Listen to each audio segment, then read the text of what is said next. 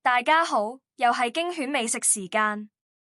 今日同大家衝出香港，食廚師發辦。我哋去咗澳門永利嘅剔價同呢個我媽家姐非常之抵食，只係499蚊，有11道菜。首先，廚師會為我哋介紹今日嘅食材。今餐我哋有拖羅、吞拿魚、池魚、魚子，仲有我最中意嘅海膽，食材非常新鮮。前菜係鮑魚同魚子，好開胃。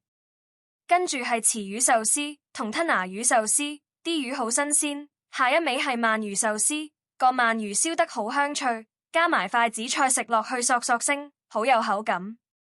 到魷魚同埋筍，魷魚煮得好腍，筍亦都好爽口。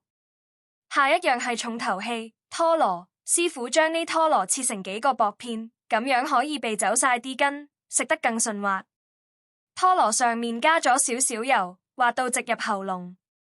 然後有熟蝦壽司，跟住就係我最中意嘅海膽飯。師傅叫我哋呢首先食咗少少海膽先，再將海膽撈飯。海膽完全冇腥味，只有鮮味，撈飯一流。最後一款係拖羅手卷。廚師發辦都要我哋食飽，於是師傅就問我哋夠唔夠飽，使唔使加多啲飯？唔好以為每款少少地一定唔夠，但其實食下都飽㗎，所以我哋只係叫咗少少飯。如果大家唔夠食嘅話，可以叫多飯嘅。最後飲碗麵豉湯暖返個胃先。飲完麵豉湯就上甜品，佢甜品係焦糖布甸。啲焦糖呢喺個杯底入邊，布甸好滑，加埋焦糖甜甜地，為呢個餐畫上一個完美嘅句號。總括嚟講，呢一餐非常之抵食，大家有時間可以嚟試下。